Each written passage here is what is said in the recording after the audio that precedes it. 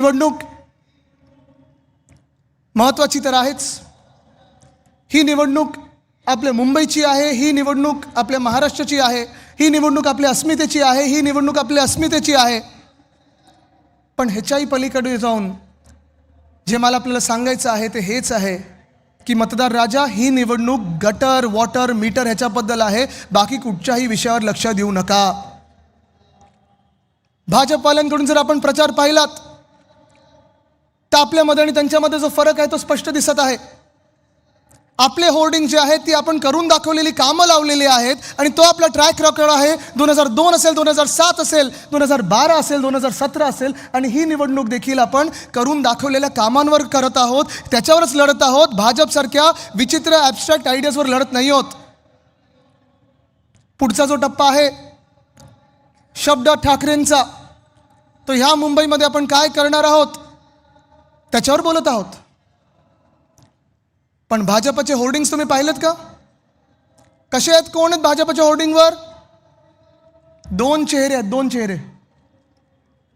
मला तुम्ही सांगा, ते 2 जे चेहरे आहेत, प्रधानमंत्र्यांचे असतील किंवा मुख्यमंत्र्यांचे असतील, त्यांचं ह्या मुंबईला किंवा आपल्या महाराष्ट्राला योगदान काय आहे जरा मला सांगा.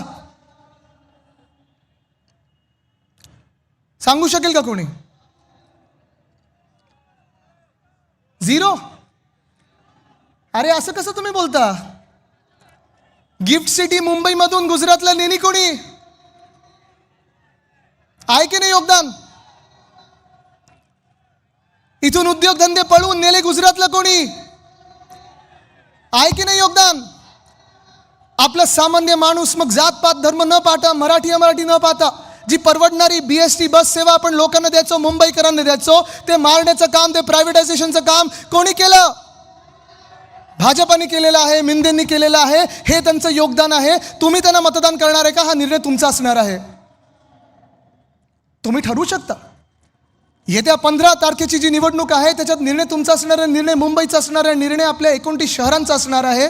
आणि हा निर्णय असा आहे की एका बाजूला शिवशक्ती म्हणजे शिवसेना, उद्धव बाळासाहेब ठाकरे, महाराष्ट्र नवनिर्माण सेना, राष्ट्रवादी काँग्रेस, आणि जेव्हा मी शिवसेना बोलतो किंवा राष्ट्रवादी काँग्रेस बोलतो त्या एकच आहेत. दुसरी कुठच्या ज्या टोळ्या आहेत त्या दुसरे पक्ष नाहीत, त्या टोळ्या आहेत, हे लिहून ठेवा. पण आपली ही युती आहे, आपली ही आघाडी आहे. शिवशक्ती म्हणून आपण चाललेलो आहोत पुढे, एक ठोस कार्यक्रम घेऊन चाललेलो आहोत पुढे की होय आम्ही हे करून दाखवणार. आहे ना, आपला ट्रॅक रेकॉर्ड आहे. कदाचित आपण एकमेव पक्ष असू ज्यांनी या सगळ्या निवडणुका मुंबई महानगरपालिकेच्या आपण करून दाखवलेल्या कामांवर जिंकलेल्या आहेत. आपण मॅनिफेस्टो, आपला वचननामा जो होता, ती वचनपूर्ती किती झालेली आहे ह्याच्यावर जिंकत आलेलो आहोत. मनसेचं जर पण पाहिलं तर राजसाहेब जेव्हा जेव्हा भाषण करतात आणि नाशिकचा उल्लेख येतो, मला त्यांच्या डोळ्यामध्ये ते एक प्रेम दिसतं, ती एक भावना दिसते की 2012 पासून 2017 पर्यंत नाशिकचा जो काही विकास झाला तो त्यांनी लक्ष घालून केलेला आहे, प्रेमाने केलेला आहे, अभिमानाने केलेला आहे. असे हे 2 बंधू एकत्र येत आहेत. पण दुसऱ्या बाजूला जी भाजप आहे, गेल्या 2-3 वर्षामध्ये आपण पाहिलेले लूट लूट लूट, भ्रष्टाचार भ्रष्टाचार भ्रष्टाचार, अमुक बोला तमुक बोला. परवाकडे माझा एक तो व्हिडिओ खूप व्हायरल झाला. आज पण मला लोक बोलत होती की तुम्ही परत त्यांच्यासारखं बोलणार का? मी बोललो कदाचित नसेनचा प्रॉब्लेम होईल, पण प्रयत्न करूया. कारण ते आवाज सगळीकडे घुमणार आहे तुमच्या व्हॉट्सॲपवर. एकच विषय घेतात कुठे गेलो की आमची मुंबईमध्ये सत्ता येणार आणि सत्ता आल्यानंतर अध्यक्ष महोदय, मोदी साहेब, आम्ही इथून बांगलादेशाला काढणार, ये जलवा है मेरा, मैं आऊंगा. काय चाललंय हो? कशासाठी हे सगळं? मुख्यमंत्री महोदय, तुम्ही मुख्यमंत्री 7 वर्ष ह्या राज्याचे आहात, हे विसरू नका. तुम्ही या महाराष्ट्राचे गृहमंत्री, गेल्या 12 वर्षामधून 10 वर्ष तुमच्याच हातात गृह खातं राहिलेलं आहे. हे कर्तव्य बांगलादेशांना ओळखणं आणि काढण्याचं हे 10 वर्ष तुमच्या हातात होतं. ही जिम्मेदारी, ही जबाबदारी ही तुमच्या हातात होती. जर तुम्ही तिथे चुकला असाल तर सरळ सरळ येऊन सांगा आम्ही चुकलो, अजूनही आम्हाला बांगलादेशी सापडलेले नाहीत आणि ही निवडणूक त्याच्याबद्दल नाहीच आहे.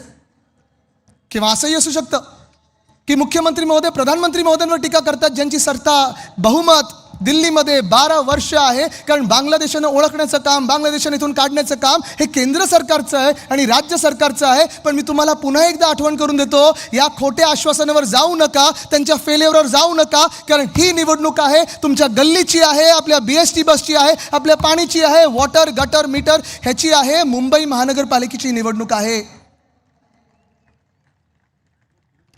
आणि मुंबई महानगरपालिकेचं जेव्हा आपण बोलतो तेव्हा आपण करून दाखवलेली कामं आहेत ती सगळी तुमच्या डोळ्यासमोर आहेत. अनेकदा मला प्रश्न विचारलेला आहे की भाजपवाले म्हणतायत आदित्य की तुम्ही काहीच नाही केलं तुमच्या 25 वर्षाच्या काळामध्ये.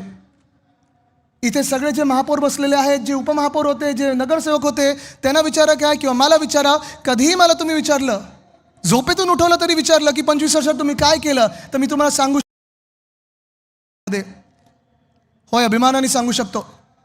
गेल्या 25 वर्षामध्ये 1997 मध्ये जेव्हा पहिली आपली सत्ता आली मुंबई महानगरपालिकेमध्ये, 600 कोटीची तूट होती. कुठेही छुपा कर न लावता, कुठेही टोल न लावता, कुठेही छुपा कर वाढवता आपण ह्या मुंबईमध्ये ती तूट भरून काढली आणि 92,000 कोटीच्या ठेवी निर्माण केल्या. हे आपलं आर्थिक नियोजन आहे, हे आपण हिशोब देणारं काम करतो आणि ही आपल्या मुंबईवर जोपासण्याची जी एक प्रथा चालवलेली आहे ती आपण आत्तापर्यंत परंपरा पाळत आलेलो आहोत. पण मग तुम्ही विचाराल मग ठेवींचं काय केलं? ह्या ठेवी ज्या होत्या त्या प्रत्येक आपल्या अर्थसंकल्पामध्ये प्रत्येक वर्षी आपण त्याचा हिशोब दिला आहे, पैशाचा हिशोब दिलेला आहे आणि या ठेवी आपण मुंबईकरांच्यासाठी वापरलेल्या आहेत. जातपात धर्म भाषा प्रांत न पाहता जो कोणी मुंबईकर असेल त्याची सेवा करण्यासाठी वापरलेलं आहे. होय मी अभिमानाने सांगतो की आपण ते काम करून दाखवलेलं आहे. 3 गोष्टी आहेत महत्त्वाच्या इथे. एक म्हणजे